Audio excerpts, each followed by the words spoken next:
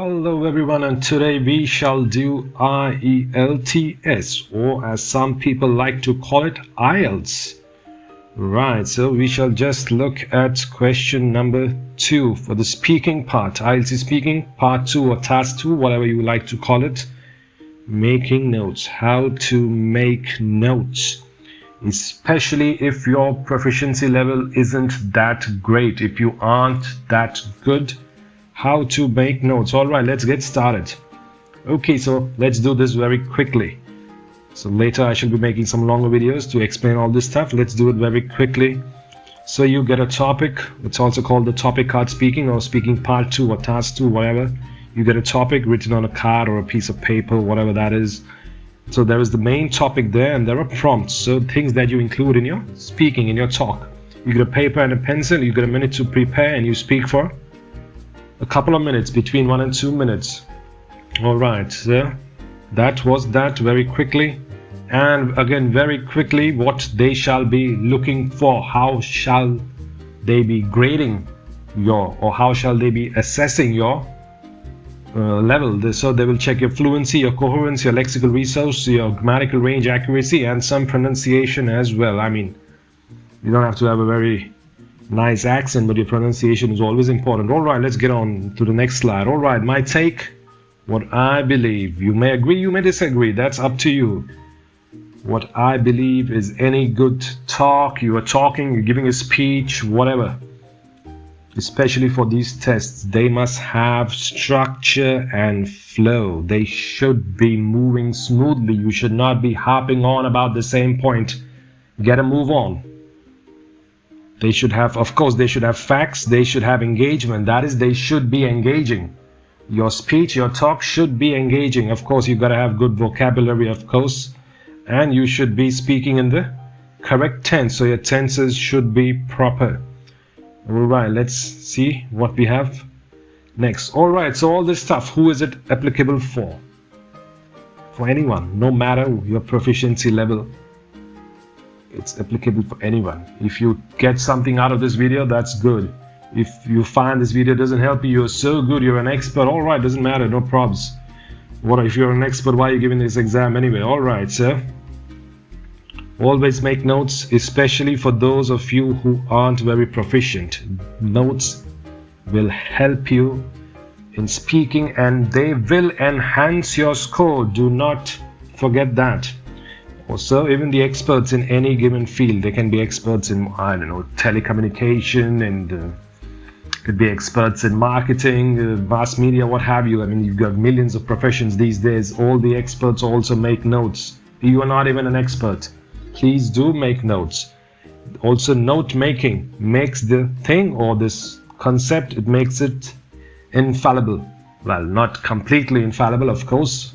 Nearly infallible. Nothing can make it completely infallible. We are all humans. We can make an error or two. All right, they also help you, and most importantly, they also help you move along and give the best answer, your talk or speech, as per your ability, not someone else's ability, not your friends, not what some expert is telling you somewhere out there, not their ability, as per your ability.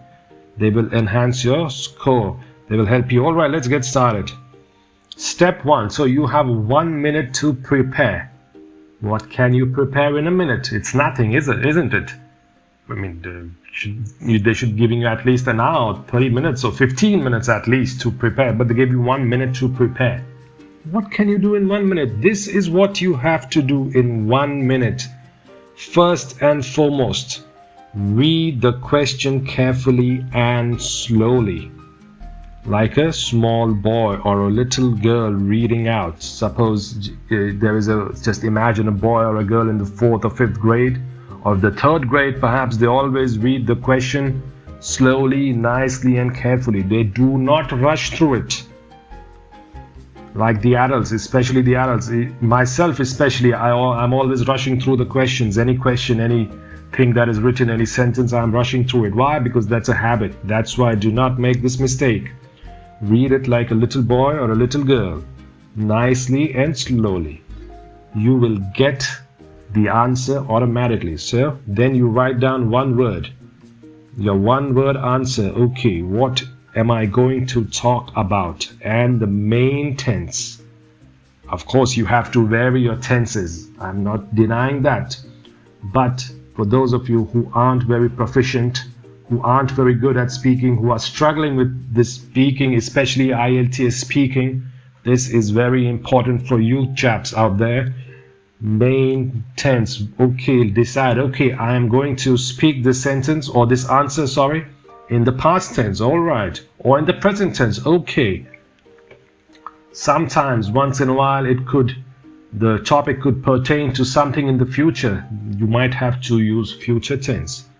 That will be your main tense. You will not stick to it, but that will be the main tense you keep coming back to. So I hope you got this very clear. First and foremost, the first 15 or 20 seconds, please read the question or read the topic very carefully, very slowly. Do not rush. Write down the answer and your main tense. Is it the past tense, present tense, or the future tense? All right. Why? Because the answer comes from there, from the question. It does not pop out of somewhere. It doesn't fall down from the heavens. All right. It comes from there, not from the sky. The answer will always come from the question, no matter what you are doing. All right, so that was step number 1. All right, let's go on to step number 2. Again, you have 10 to 15 seconds keyword list. Number 1, numero uno, the W's. What are the W's? What, when, where, why, with who? Write this down. Suppose you went to a market. Suppose the topic is, okay, I went to the market. All right, where was this market? What was the market's name? Who did you go with? When did you go there? Why did you go there? Of course, you don't have to write each and everything. You have to write maybe 2 or 3 things, that's all. Or 2. Do not write all this stuff down. All right, we don't have so much time. Write whatever comes to your mind first. Okay. What and when? Okay, so I should write what and when. Okay. Some other topic, where and why, or with whom might pop up into my mind. Okay, I will write that as well. So these are details, they are hard facts. And why do we need them? Because it continues the structure, it gives you direction and a firm base. Now you know where to go. First you got the answer, you got the tense, now you have direction. Okay, I'm going this way. It's like a car or a motorcycle. First you get the motorcycle of the car, and then you have to know where to go. You can't keep going round and round in circles, can you? All right, so that was that. Again, now the next 15 seconds, keywords list number 2, the adjectives. What was it? Suppose we are talking about a market. Was it big? Was it small? Was it large? Was it tiny? Was it crowded? Did it have narrow lanes? Did it have wide lanes? Was it on a boulevard? Right, so was it a shopping mall? Was it an Asian shopping mall, very modern, very nice? Or was it sort of like an American shopping mall, 1 level, 1 story only? So write all this stuff down. Again, not everything. Whatever 1 or 2, 3 things come into your mind, stop.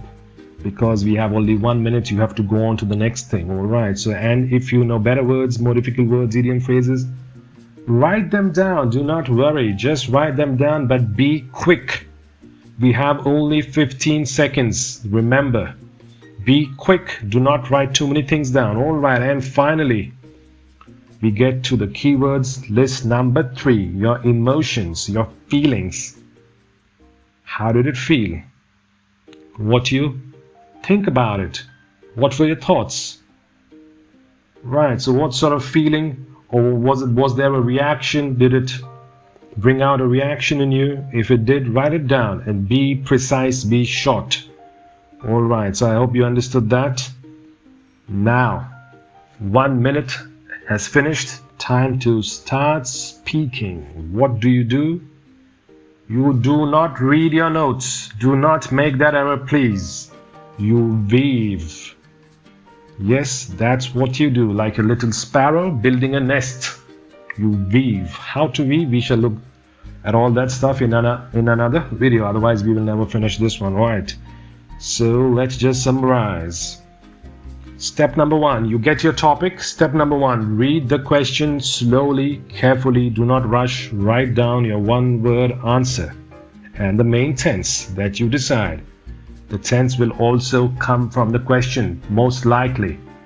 So hence reading questions slowly and carefully is very important, like a boy or a girl in the 2nd or the 3rd grade. Read it nicely, slowly, carefully. No matter how old you are. Oh, I'm 20 years old. I'm not going to read like a 2nd-year-old or like a kid in the 2nd grade.